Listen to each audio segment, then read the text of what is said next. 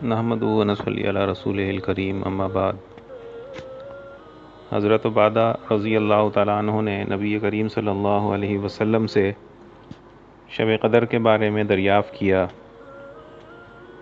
تو آپ صلی اللہ علیہ وسلم نے ارشاد فرمایا کہ رمضان کے اخیر عشرے کی طاق راتوں میں ہے، 21، 23، 25، 27، 29 یا رمضان کی آخری رات میں۔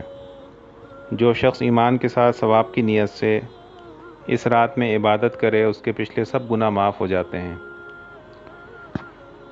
اس رات کی من جملہ اور علامتوں میں سے یہ بھی ہے کہ وہ رات کھلی ہوئی چمکدار ہوتی ہے، صاف شفاف، نہ زیادہ گرم نہ زیادہ ٹھنڈی، بلکہ معتدل، گویا کہ اس میں انوار کی کثرت کی وجہ سے چاند کھلا ہوا ہوتا ہے۔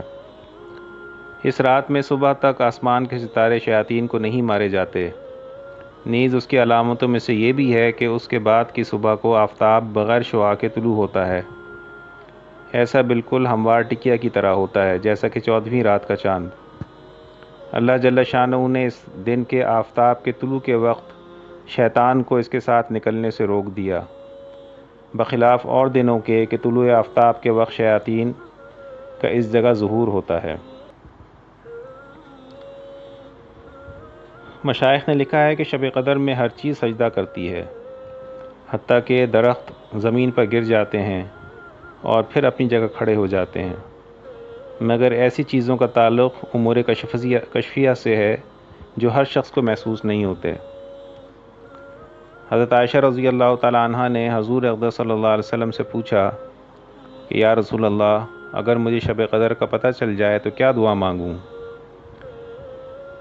رسول اللہ صلی اللہ علیہ وسلم نے ارشاد فرمایا، یہ دعا مانگو، اللہم انک عفو تحب العفو فاعف عنی، اے اللہ تو بے شک معاف کرنے والا ہے اور معاف کرنے کو پسند کرتا ہے، بس مجھ کو معاف فرما دے۔ نبی کریم صلی اللہ علیہ وسلم سے اس رات میں تمام عبادتیں منقول ہیں، مثلاً تلاوت کرنا، نماز پڑھنا، دعا مانگنا۔ تو چاہیے کہ اگر یہ رات نصیب ہو تو اللہ تعالیٰ سے دعا بھی مانگنی چاہیے، اس رات کے اندر تلاوت کے اندر بھی مشغول ہونا چاہیے، اور نماز نوافل وغیرہ کا بھی اہتمام کرنا چاہیے، اور خاص طور سے رمضان کے اخیر عشرے میں گناہوں سے بہت زیادہ اپنے آپ کو بچانا چاہیے۔ اللہ تعالیٰ ہم سب کو یہ رات نصیب فرمائے، آمین۔